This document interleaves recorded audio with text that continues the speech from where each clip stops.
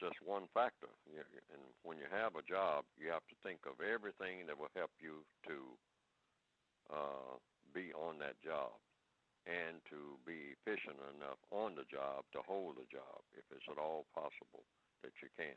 You have to make that a priority. Otherwise, you'll just keep going from job to job. And in this day and time, that's basically what the white supremacists want non-white people to do anyway, just run themselves ragged, going from job to job.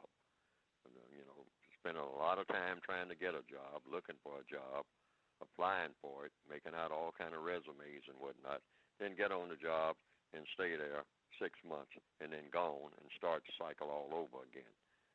This is almost a part of the white supremacist plan, because when you keep forcing people to move, and naturally if you move from one place to another, sometimes you even have to change. Not only, it's not just a job change, but you have to think about proximity to your job.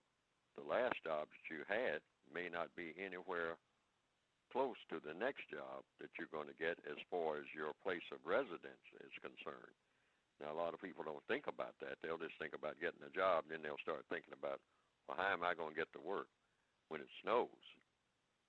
Because even that is a big factor. The person, got the job in the summer, but the person wasn't thinking about, now, wait a minute, it's pretty easy for me to get to work in the summer, but when the snow is coming down, I mean, you start getting all of those in-depth inches of snow, can I get to the job? Now, people who want to hire you just temporarily forever, they have that in mind. Once they see your address and they say, they're not going to make it to work, They're not going to build up any seniority here. They're going to do a lot of work, and by the time I get this next project finished, I'm going to be in excellent position to fire them, because they're actually just going to keep coming in. I'll tell them that I'll do the best I can to help them, but I know they're not going to be able to make it here come January when it starts snowing, and it snows in this area every January. So I know when they come in, dragging in, 2 hours late, I'm going to have to tell them that the senior foreman says, we got to let you go, because you got to be here on time. You certainly can't keep coming in 2 hours late. And you've been in 2 hours late several times this month.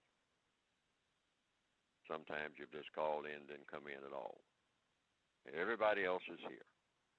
That's not the correct thing to do in regards to even your coworkers, because then they have to help carry the load. Sorry about that. Maybe you can get a job where you live or wherever, but you can't work here anymore. That's what you call thinking ahead. But see, when you're desperate, you don't have time to think about all that. But these are factors that must be considered. And it's going to get worse before it gets better. Everybody out here who's looking for a job, is going to get worse before it gets better. I've told people for years, people who had jobs, back in the days when I had a job, I wasn't even getting nowhere near the money I'd like to make. But I began to see that you keep switching around too much. Now, it works for some people, but sometimes you get in that valley and can't get out, where you're between jobs. And a lot of people out here grabbing jobs, and they grab the jobs that are available, and there are no more jobs available for long periods of time. And a person sometimes can be out of work so long that everything becomes unraveled, particularly people who are buying houses and whatnot. When they were riding high, they made the down payment on the house, and they're able to make the payments and all like that. And then there's sickness in the family, something they didn't foresee.